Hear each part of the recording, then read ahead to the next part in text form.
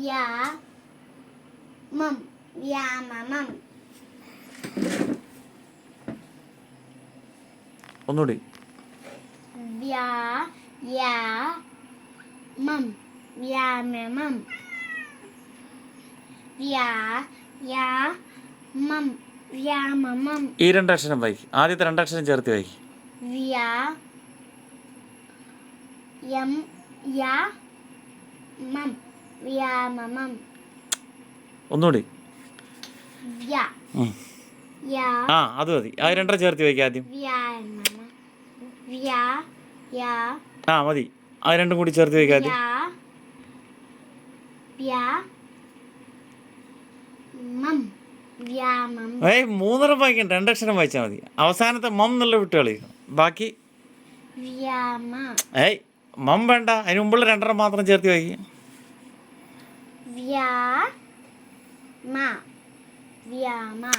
മാ വേണ്ട, അതിന് മുമ്പുള്ളത്.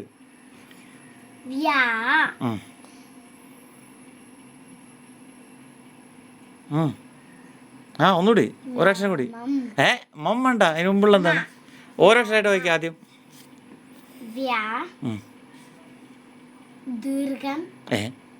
അപ്പൊ വ്യാന്നായല്ലോ. മതി മതി. ആ രണ്ടും കൂടി അപ്പൊ ചേർത്ത് വായിച്ചാ. മം അല്ലേ, മം വരെ വായിക്കണം. മം വായിച്ചളയൂ, അതിന് മുമ്പുള്ള മാത്രം വായിക്കൂ.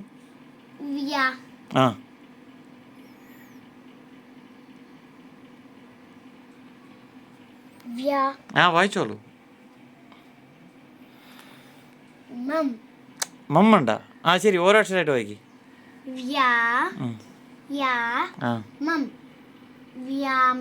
പതുക്കെ പറ.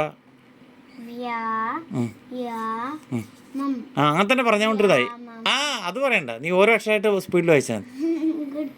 അതാണ് കിട്ടും. അത് ഭയങ്കര ട്രൈ ചെയ്യണം. ഞാനും ചെറുപ്പത്തിൽ മാ ദൂരം മരുതം പറഞ്ഞിട്ടുണ്ടായിരുന്നു. അതുപോലെയാണ് നീയും ഇപ്പോൾ പറയണത്. Try one more. അതാണ്. അതിന് മലയാളത്തിൽ എന്താ പറയാ? മലയാളത്തിൽ എന്താ പറയാ? ഓരോ അക്ഷരമായിട്ട് വായിക്കുന്നു സ്പീഡിൽ.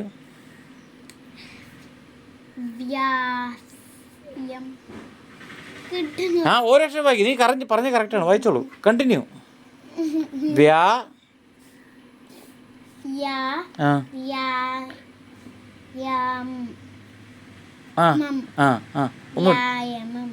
ഒന്നുകൂടി. കറക്റ്റാണ്. ഒന്നുകൂടി നീട്ടിയാൽ മതി. ഓരോ അക്ഷരമായിട്ട് നീ കൂട്ടി വായിക്കണ്ട. അങ്ങനെ ഓരോ അക്ഷരമായിട്ട് വീണ്ടും പറ.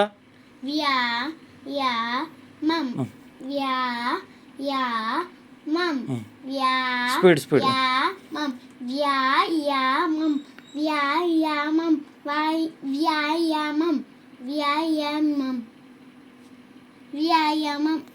അപ്പൊ എന്താ വായിക്കുക?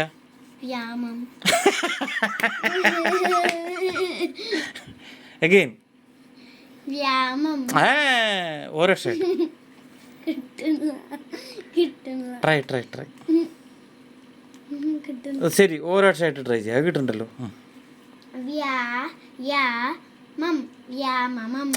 കൂട്ടി വായിക്കണ്ട, ഓരോ അക്ഷരമായിട്ട് സ്പീഡിൽ നേരത്തെ പറഞ്ഞോളൂ.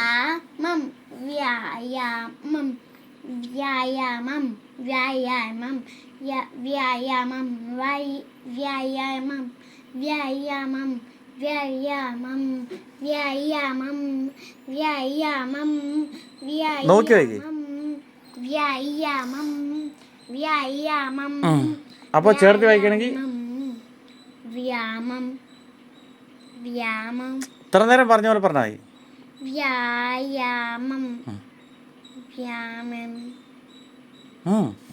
ഒറ്റക്ഷരം. അത്രേ ഉള്ളൂ. കൂട്ടി വായിക്കുമ്പോഴും അങ്ങനെ തന്നെ വായിക്കേണ്ടത്. വ്യായാമം. എന്താണ് വ്യായാമം? അയ്യോ, 4 മണി. വാ കമോൺ. കേട്ടടി. അവസാനല്ല, പടാൻ നടിയോ.